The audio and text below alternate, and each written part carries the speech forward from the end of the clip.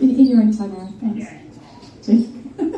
So, Bitcoin's amazing because obviously we're all here because we love Bitcoin, I think. So, you've probably got some Web3 people in here, but don't worry, we'll convert you.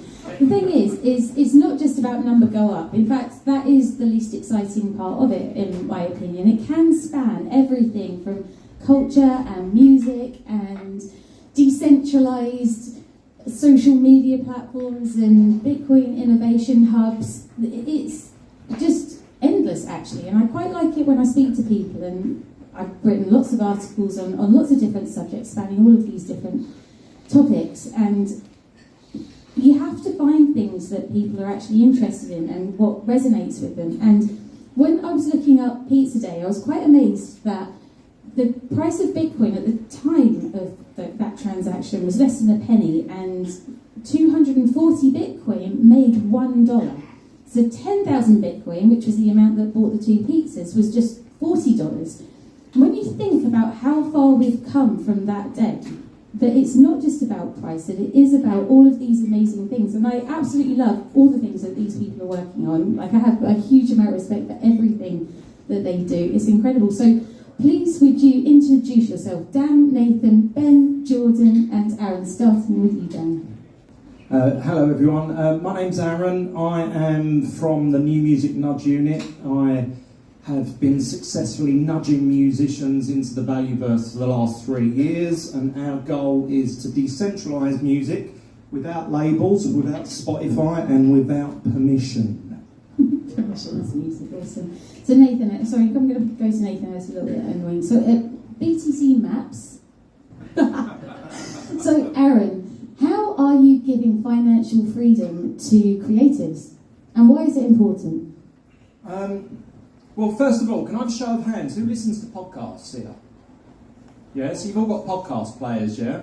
Has any of you tried a podcasting 2.0, like a modern podcast player? You know, not your Amazon, not your Google, not your Apple, you know, not your Spotify.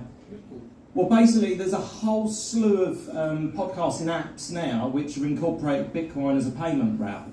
So what we've done is, using RSS, artists, musicians can create an MP3, embed their wallet details into the MP3, and when someone listens to it on one of these Podcasting 2.0 enabled apps, if someone likes the music, they can immediately press a button and reward that artist directly with no murky or mucky big corporate interests in the middle. So that's why when I say we're decentralising music, we're making artists sovereign again, because they don't actually need any label, they don't need any permission. In fact, the terms and conditions about this way of doing things are, there are no terms and conditions. So going back to what Peter was saying earlier about kind of like headbutting the state and not being able to move on, well, we just bypass all of that now. So I've kind of onboarded about 10 musicians, and you may have heard I managed to get Right Said Fred on board last month as well, so they're really enjoying the space.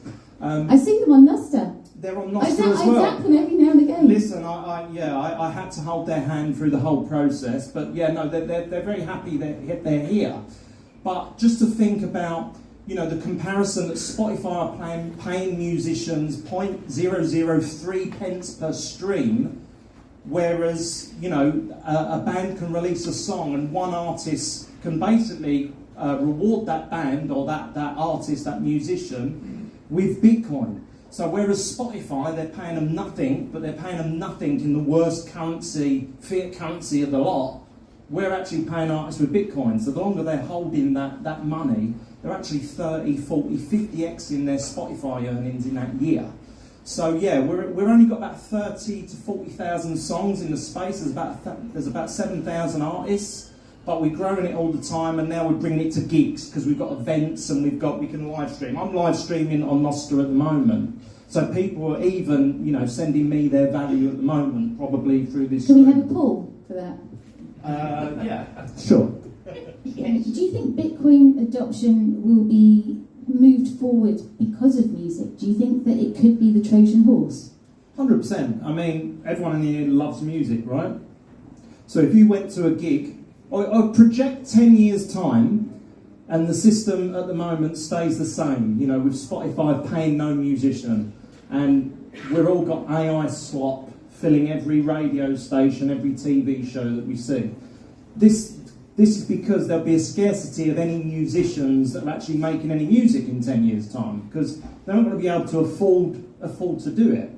So by having this parallel system which we're creating over here, not only are we going to keep that alive, I mean, this was all built because, my passion grew because I saw Glastonbury about 3 or 4 years ago, and I don't know if anyone saw it, but there was, the average age of the headliner was about 83. And I was like, how many 83-year-olds are going to Glastonbury? Do you know what I mean? Like, my kids are not going to be relating to any of that music. And music has been such a passion of mine and probably everybody in this room for so long. How in 10 years' time there's going to be no musicians? There's going to be no one playing live? Well, when we did the Antidote event the other week, one of the bands actually got up and they said, we only put our song out yesterday and we've already raised £2 in Bitcoin. And the audience laughed. And they went, oh no, don't laugh at that. That's more than Spotify paid us in 2 months. And I think that in lies the problem. You know, if these artists are putting their music out there and they're being rewarded in this money, which is very scarce and hence is programmed to go up forever. I tell all my artists, you know, when you earn in Bitcoin, you'll earn forever. And if that doesn't get them, I then go down the exposure route. So this way of doing it is you're going to get fans all over the globe listening to this. And like I say, all of you, throw away all of your old podcast app. Go to newpodcastapp.com. There's loads there. Fountain is a London-based podcast player that actually gives you Bitcoin for listening to your podcasts. So if none of you have got any Bitcoin, the easiest way to do that is download Fountain, start listening to your podcasts, and you'll see the sats going up, because they actually reward you Bitcoin, which after you accumulate, after a time, you can then share with your favourite podcast creator or any content creator. But yeah, basically, this is a parallel system. We're looking to absolutely eat the world with it, and it's coming. And obviously with live events as well. You know, we've proven it with many events that we've done so that they can monetize the live thing. So you imagine you've got 100 people in a room, we had a band here, we'd be able to live stream it to thousands of people at the same time that can all enjoy that live show. So thinking about the size that this could get, you know, we've got to persevere with it, and not a single one of my artists have regretted coming over. In fact, they all love it. No, it's a big deal actually, because when at Bitfest, when you had the that evening and we were able to tip the artists, it's a lovely feeling to be able to know that money is going directly to them. But it goes back to Duncan's point about a few sats being generational, changing wealth in the future. But fantastic. Thank you so much to our wonderful panel.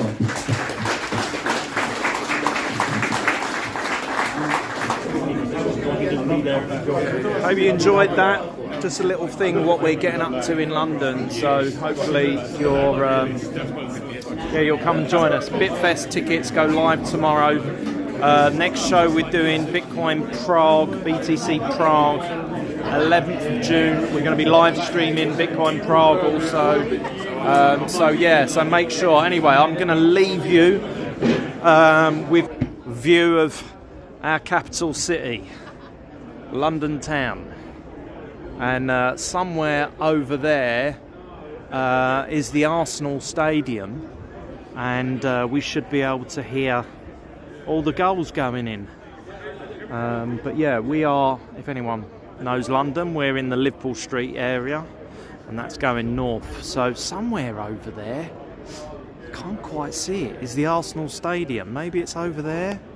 Can't zoom in on this. Rod, you're going to have to learn to zoom in while I'm using the app. So, yeah, anyway, fingers crossed the Arsenal do the business. But yeah, that was the Bitcoin in Real Life panel. So yeah, thanks for joining us everyone. Good night, and I'll see you all soon.